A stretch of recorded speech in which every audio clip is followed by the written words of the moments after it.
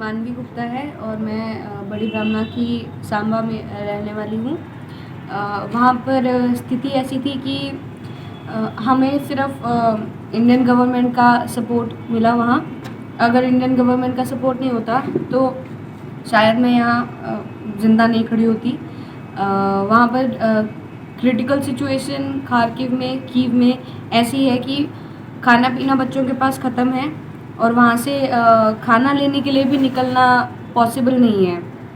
तो वहाँ अगर मोदी जी वहाँ पे कुछ कर रहे हैं तभी बच्चे वापस आ पा रहे हैं। अगर पॉजिटिव साइड इस चीज़ की देखें तो ये है कि सिर्फ इंडिया का नाम हाईलाइट हो रहा है इस सब भीड़ में, बिकॉज़ हमारे प्राइम मिनिस्टर मोदी जी ने जितना हमारे लिए एफर्ट्स लिए हैं, रशियन जो उधर के ऑफिशियल्स हैं उनसे बातचीत लगातार की जा रही है। एंड सबसे बड़ी बात ये है कि हमारे इंडियन प्राइम मिनिस्टर की बात सुनी जा रही है वहाँ, जो कि बहुत बड़ी बात है। वरना बाकी कोई नेशनैलिटी के ऑफिशियल्स इतना इंटरेक्शन रशिया से इस टाइम नहीं कर रहे हैं, बेशक वो अपने स्टूडेंट्स के लिए ही क्यों ना हो। वहाँ से जब आप मैंने क्रॉस किया है इवानो फ्रैंकिव्स से हम निकले थे एंड हमें रोमानियन बॉर्डर क्रॉस करना था, बिकॉज़ रोमानिया के साथ जैसे बात हुई है इंडिया की एंड वो ले रहे हैं वहाँ के स्टूडेंट्स। सो वहाँ से निकल कर बॉर्डर तक पहुँचना एंड बॉर्डर को क्रॉस करना वो अब हमारा अपना स्ट्रगल है। देखिए, बात ये है कि इंडियन गवर्नमेंट हमारे लिए रास्ता साफ़ कर सकती है, पर उस रास्ते पर चलना हमें खुद ही है। तो जो नेगेटिव बोल रहे हैं इस चीज़ में कि मोदी जी कुछ कर नहीं रहे, मोदी जी हमारी बात सुन नहीं रहे, ये बिल्कुल गलत है इस सिचुएशन में ये बोलना। बिकॉज़ जितना मोदी जी हमारे साथ कोऑपरेट कर रहे हैं इतना तो वहाँ हम रह रहे थे, वहाँ के यूनिवर्सिटीज़ ने इतना कोऑपरेट नहीं किया हमारे साथ। तो रास्ता हमारे लिए मोदी जी क्लियर कर रहे हैं एंड चलना हमें, थोड़ा तो अब स्ट्रगल हमें भी करना है। कोई दोस्ती का हाथ हमारे साथ बढ़ाएगा तो एक हाथ हमें भी देना पड़ेगा। तो चलना हमें खुद ही है एंड वहाँ पे थोड़ा स्ट्रगल हमें खुद ही करनी पड़ी बॉर्डर क्रॉस करने के टाइम। एंड उसके आगे जो आगे का ज़िम्मा है वो इंडियन एम्बेसी संभाल लेती है। बॉर्डर क्रॉस करने तक हमारी थोड़ी सी स्ट्रगल है, उसके बाद में इंडियन एम्बेसी ने बहुत अच्छे से हमें शेल्टर प्रोवाइड किया एंड बहुत ही ज़्यादा फैसिलिटीज़ वहाँ 5 स्टार लेवल की प्रोवाइड हुई हैं हमें वहाँ रोमानिया में। अभी आप जी सर, सबसे पहली बात तो ये है कि इंडियन गवर्नमेंट को तो जितना भी थैंक यू बोलो वो कम है।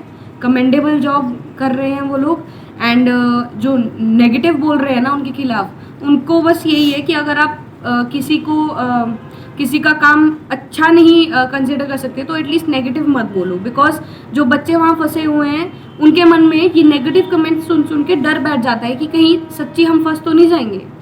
तो बात ये है कि इंडियन गवर्नमेंट को तो जितना थैंक यू बोलूँगी वो कम है। मेरी फैमिली भी एंड मैं भी, हम इतना ज़्यादा खुश हैं इंडियन गवर्नमेंट से। मेरा पूरा ज़िला पूरा हम इंडियन गवर्नमेंट के साथ हैं।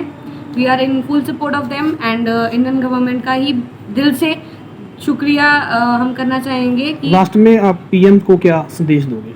पीएम को हमारा ये संदेश है कि बहुत मेहनत की जा रही है बच्चों को वापस लाने में। So thank you so much. बच्चों को जो आपके बैच के उनको लाना चाहिए वहाँ से। हाँ, जितना भी सपोर्ट पीएम कर रहे हैं, बस इतना थोड़ा सा रिक्वेस्ट ये है कि जो लोग खार्किव में हैं और कीव में हैं, थोड़ा सा फोकस उनकी साइड किया जाए अभी, बिकॉज बाकी रोमानिया, हंगरी, पोलैंड वहाँ से तो बच्चे जैसे जैसे निकल जाएंगे, बट जो खार्किव एंड कीव में है, जो स्पेशली बंकर्स में है स्टूडेंट्स, उनके लिए निकलना मुश्किल है। अब जैसे खार्किव में बच्चे थे तो उनके लिए एडवाइजरी आ गई थी कि आप चाहे पैदल ही से ही निकल जाओ, बट वो पॉसिबल नहीं है प्रैक्टिकली, क्योंकि पैदल अगर वो निकलते हैं खार्किव में, बंकर से बाहर निकलना ही बहुत बड़ा टास्क है। तो प्लीज़ उन पे थोड़ा सा फोकस किया जाए एंड उनको थोड़ा सा देखा जाए कि वो लोग कैसे बंकर से ही कैसे बाहर निकले, उसके लिए भी कुछ किया जाए। ये थोड़ी सी रिक्वेस्ट है। या तो खाना तो उनको वैसे प्रोवाइड हो ही जाएगा, एक बार बस वो बंकर से निकल जाए। तो थोड़ा सा ये रिक्वेस्ट है कि फोकस उन पे थोड़ा सा किया जाए एंड अदर देन दैट बहुत कमेंडेबल जॉब कर रहे हैं इंडियन गवर्नमेंट, एंड बाकी जो स्टूडेंट्स वहाँ फंसे हुए हैं उनकी फैमिलीज़ को भी मेरा ये मैसेज है कि टेंशन तो आई नो होगी सबको,